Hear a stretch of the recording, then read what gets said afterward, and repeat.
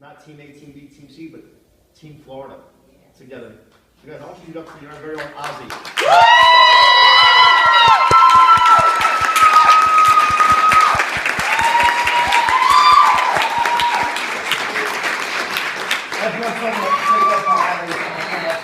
Excuse the hair because I didn't even know I was going to be here. How's Team Florida doing? Man, I feel honored and privileged to be up here right now. This is crazy, guys. Huh? All right, so just a little bit about myself. My name is Ozzy. I'm originally from New York. From a city called Yonkers in Westchester County. It's a little bit, we call it the Lost Borough. You're from Yonkers too? Get out of here. All right, that's awesome. Yeah, right? Which side though? All right, cool. So, I used to live out here in Florida. My dad was from here. He's Cuban, so he's, Miami. And my mom's Honduran. And I used to live out here in Miami maybe about 8 years ago for like a year or something like that. I got introduced to this about a year. It's going to be a year November 20th. So, that's right around the corner. I got introduced to this about a year ago. Now, prior to this, I was working at a call center as a call center manager for about like 3 years. At a debt collection agency. Don't shoot me.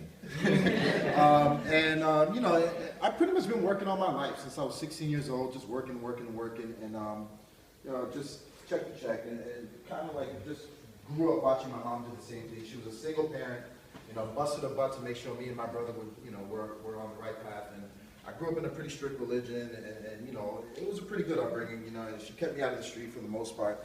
I had a very big passion for music all my life as well. Because aside from working, all those years, I was also into music at a very young age. I started playing the baritone horn. I was in the school band, all city band, and all this good stuff.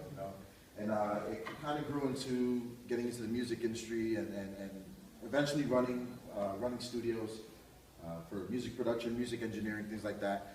And somewhere along the line, I had to stop chasing that dream. Somewhere along the line, someone told me that I wasn't going to make it.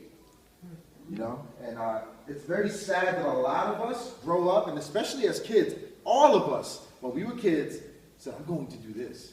When I was a kid, I was always saying, I'm going to be a chef. I love to eat, right? And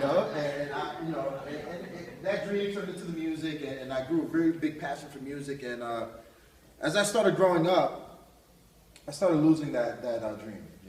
Why? You start growing up, reality starts striking in, right? Real life.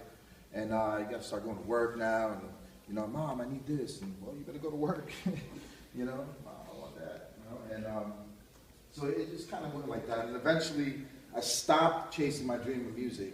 I ran a studio down here in downtown Miami Bayside. I ran studios up in New York in the hip hop industry, and in the hip hop industry, all these rappers they don't want to pay you. They just want free music and free engineering and free work. Oh, I'm going to give you credit on my album. Credit's not paying my bills. So I stopped chasing that dream, unfortunately. And I started working. I landed this job. I lived out here for a year, and then I went back home to New York. I got to some trouble out here, some legal trouble. And I said, I'm going to go home. I went home, stayed there for a year. I ended up actually moving to Honduras, where my mom's from, for about like 7 months, which was an incredible experience because I went from doing stupid nonsense that I shouldn't have been doing to teaching underprivileged kids how to speak English without no financial benefit or anything like that. So I really grew an appreciation for life at that point. I came back home and I got that job at the debt collection agency. I worked my way up the corporate ladder from just a regular debt collector to becoming the office manager of the debt collection agency. And it was a private-owned company. And I was there for 3 years. 1 week I got sick. I caught the flu. And that week was really crazy because I struggled to get to work. While having the flu. My boss sees me this way, sends me home, and I'm out for a few days, and at the time, I was in a very toxic relationship, and my ex-girlfriend at the time got into some legal trouble herself, and got arrested over the weekend. Now, Monday, I was planning on going back to work. I was still sick, and I called out because I had to go to court.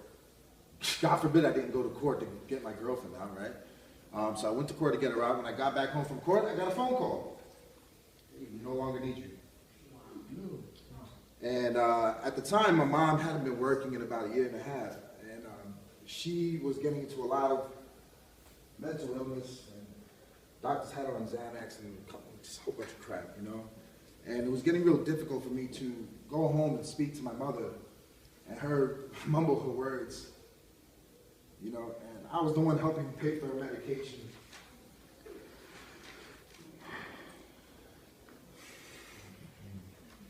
You guys can imagine how it felt when I lost my job. It was crazy. It was crazy. It was crazy. I didn't know what I was going to do. You know, my only job, I was getting paid good money, you know, $18 an hour. And, you know, pick up the phone and just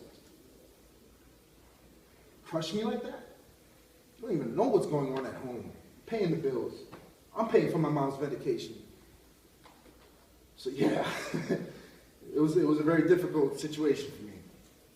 And I prayed to God, man. I prayed. And 4 hours after I got that call, I was getting a call, another call. My boy Ryan, if you guys don't know Ryan, you guys might have heard of John Clash before. Ryan is John Clash's little brother. And these are people I didn't even know for a hole in the wall, you know?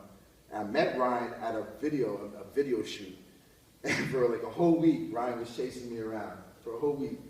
Oh, I want to come, you know, because I was watching John Clash on Facebook because I followed him because he was a rapper and I was in the music industry, so I respected him as a rapper. And he's posting Tino C. I'm like, oh, maybe that's some music movement that he's doing, you know?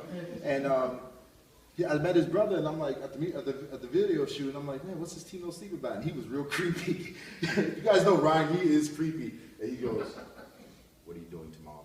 I'm like, nothing. He's like, so you're coming, right? Coming where? Don't ask questions. Yeah,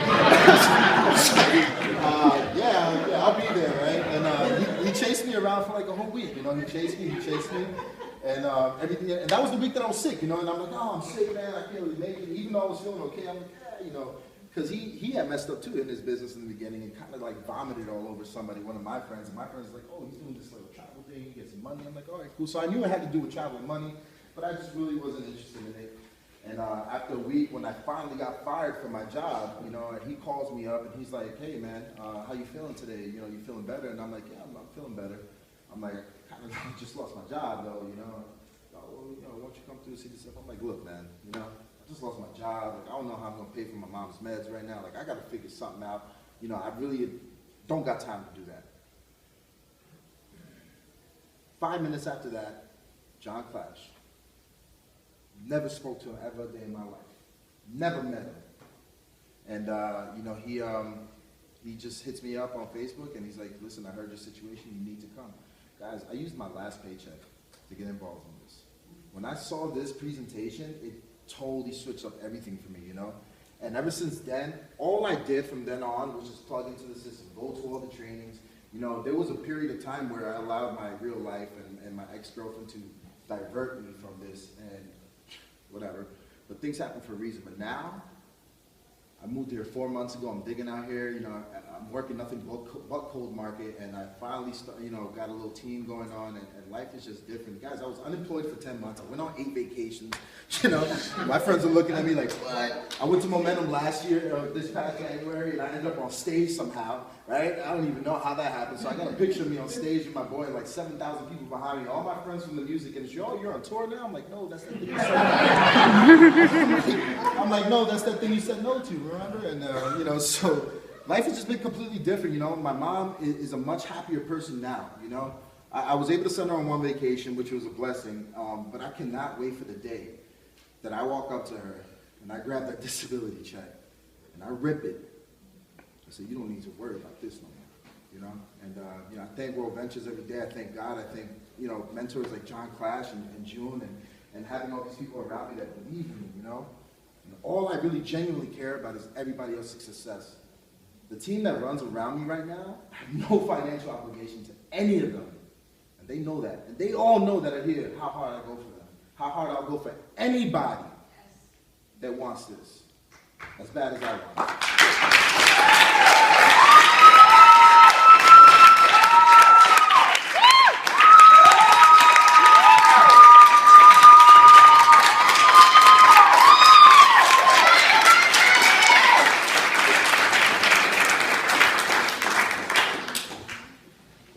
It's funny because we see things from the outside looking in, and we already saw a spark. You already see that that hunger inside someone, and you know that that person's gonna be big in this business. But when you hear that story, I'm even more connected to you right now, and I want more success for you, as everyone else in this room does as well. Keep up the great work, man.